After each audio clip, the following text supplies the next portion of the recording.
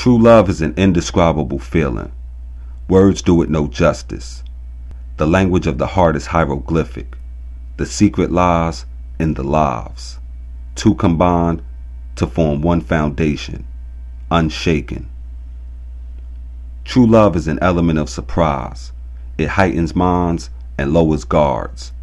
Its road is a journey not without obstacle.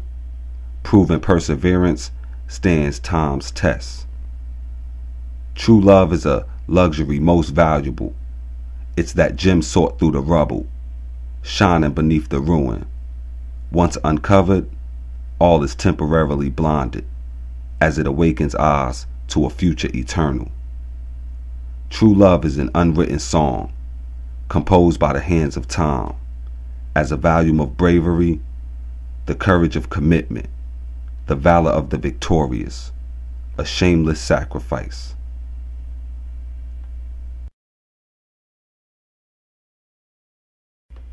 They tell me this democracy form of government is a wonderful thing. It has freedom, equality, justice, in short, everything. Since 1937, nobody has talked about anything else. The late Franklin D. Roosevelt sort of redecorated it and called these United States the boastful name of the arsenal of democracy. The radio, the newspapers, and the columnists inside the newspapers have said how lovely it was. And this talk and praise giving has got me in the notion to try some of this stuff. All I want to do is get hold of a sample of the thing. And I declare, I sure will try. I don't know for myself, but I have been told that it is really wonderful. Like the late Will Rogers, all I know is what I see by the papers. It seems like now I do not know geography as well as I ought to, or I would not get the wrong idea about so many things.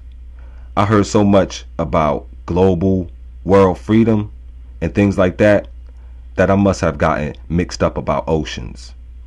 I thought that when they said Atlantic Charter, that meant me and everybody in Africa and Asia and everywhere. But it seems like the Atlantic is an ocean that does not touch anywhere but North America and Europe.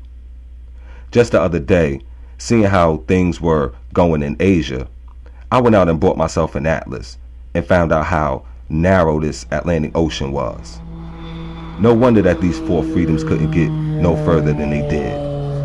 Why, that poor little ocean can't even wash up some things right here in America, let alone places like India, Burma, Indochina, and the Netherlands, East Indies.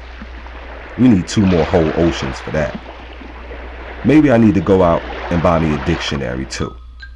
Or perhaps a spelling book will help me out. Or it could be that I just mistook the words. Maybe I mistook a British pronunciation for a plain English American word.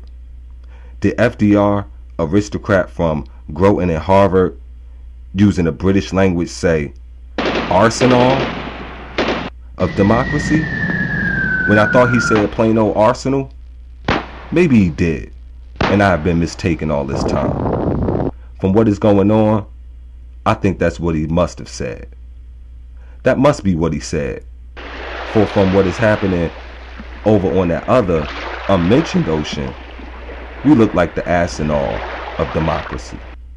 Our weapons, money, and the blood of millions of our men have been used to carry the English, French, and Dutch and lead them back to millions of unwilling Asiatics. The ass and all he has been very useful.